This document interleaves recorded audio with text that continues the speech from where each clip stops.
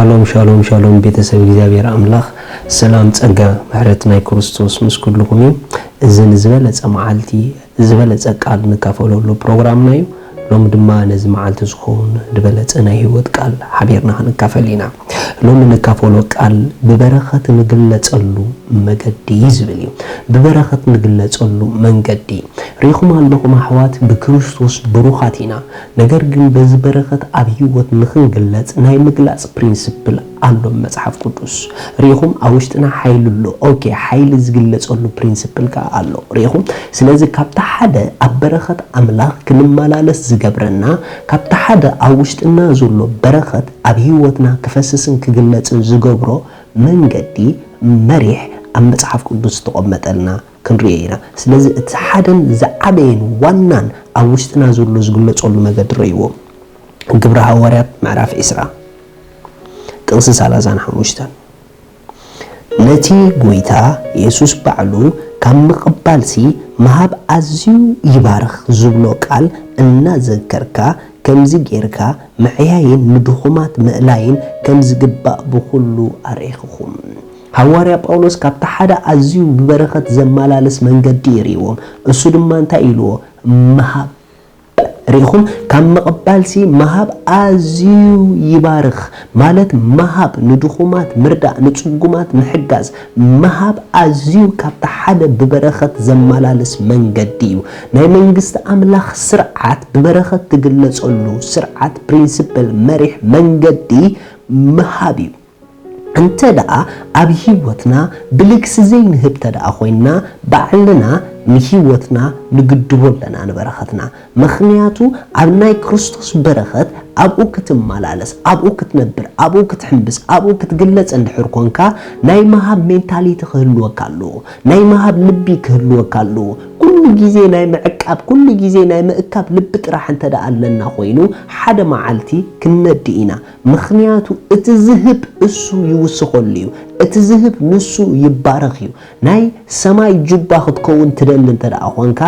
መሃብ ተላመድ ክትህብ እንተ ደኣ ጀሚርካ ክትወሃብ ኢኻ ክትህብ እንተ ደኣ ጀሚርካ ዘለካ ነገር መመሊሱ ፍሰቱ ኣብ ህይወትካ ክመጽእ ክጅምር እዩ እንተ ደኣ ናይ መሃብ ልብ ዘይብልና ኮይኑ ግን ንመጻኢና ባዕልና ኢና ነጽብቦ ንበረኸትና ባዕልና ኢና ንዓክቶ ደልና ስለዚህ ዓለም ናታ ዝኾነ ናይ ምዕባይ መንገዲ ኣለዋ መንግስቲ አምላኽ ከኣናቱ ዝኾነ ናይ ምዕባይ መንገዲ ኣለዎ ኣብ መንግስቲ አምላኽ ናይ በረኸት መንገዲ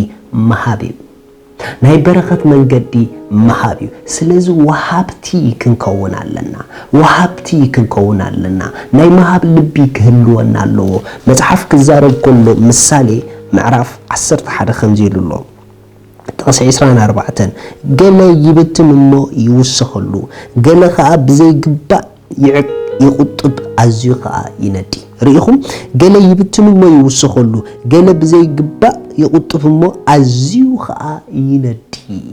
ማይ ጋድ ካብታ ሓደ ክትነዲ ዝገብረካ ካብታ ሓደ ዘለካ ክስእን ዝገብረካ መንገዲ ደይ ትህብ ትቁጥብ ሰብ ጥራሕ እንድሕር ኮንካ ተዓቢ ዘለካ ይድመስለካ ግን ትነዲ ኢኻ ዘለካ ትወድቕ ኢኻ ዘለካ ክሳዕ ክንደይ ዓብይ ኢኻ ክሳዕ ክንደይ ሃብታም ኢኻ ዝውሰን ክሳዕ ክንደይ ኣኪብካ ኣለካ ኣይኮነን ክሳዕ ክንደይ ሂብካ ኣለካ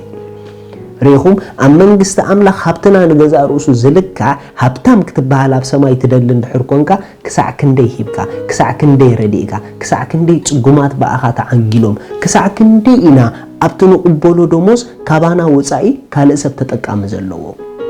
ኩሉ ግዜ ኣብ ዝኣተኹሞ ስፍራ ንርእስኹም ጥራሕ እግዚኣብሔር ኣብቲ ስፍራ ከም ዘእትወኩም ኣይትሕሰቡ በኣኹም ሓሊፉ ዝሪኦም ሰባት ከም ዘለዉ ሕሰቡ በኣና ሓሊፉ ዝሪኦም ሰባት ከም ዘለዉ ንሕሰብ ስለዚህ ኩሉ ናባና ዝመጽእ ኩሉ ንዓና ጌርና ይንውሰዶ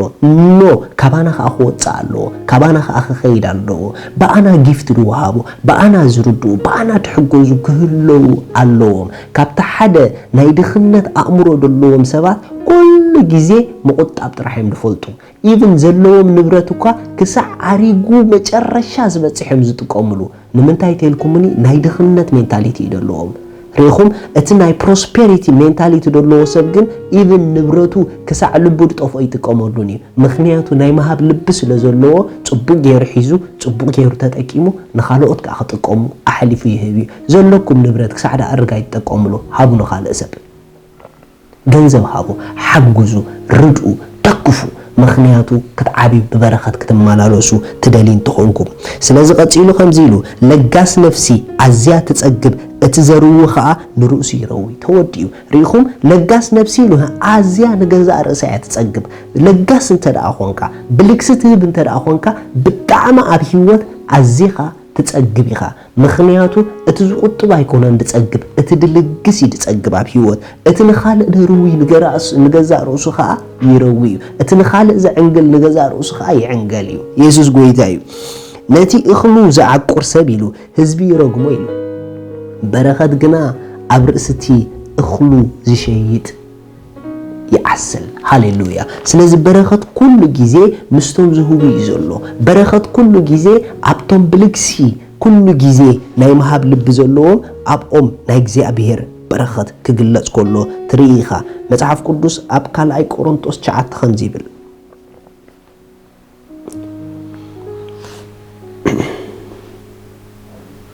كابشو عاته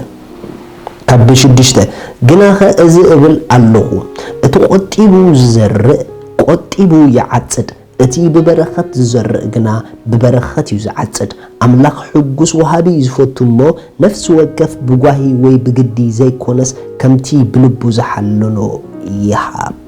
ريخو محوات اتقطيبو زرق قطيبو يعصد اتي بلكسي ببرخت زرق دما اسو خا ببزح برخت يملأ سلازي كمتن زرعكمو بؤو متن هيوتكم كعبيو كمتن زرعكيو بؤو متن هيوتك كعبيو سلازي عبيتكي أبزر خي يزولو عبيتكي أبوهبتكي يزولو أزيخي وهابيت أزيخ لقاس تخونكي أزيخ ببرخت أب هيوتك تقلازي خي أزيخ لقاس أزيخ وهابن تخونكا أزيخ أب هيوتك تعبيخا أزيخ دي تهبسب تخونكا دما أزيخ أب هيوت كتنأسيخا وهابي اسو ببرخت يقلصيو تدعبي ناي برخت منقدي محابيو هابو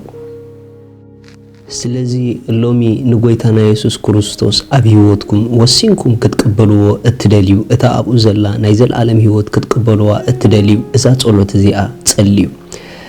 እግዚአብሔር አቦ ስለወደኸ ኢየሱስ ክርስቶስ የመስግነካ አለሁ ያአምን አለሁ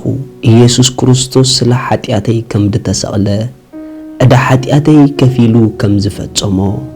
سلي كم زموته بسالسيت معالتي أملاخ كموتات كم زتنسؤو أبيمان أملاخ كم استقمته يأمن الله إيسوس كريستوس ناي هيوتي غويتا إيو إيسوس كريستوس أملاخي مدحانيين إيو كابزا ساعات نكريستوس بمقبالي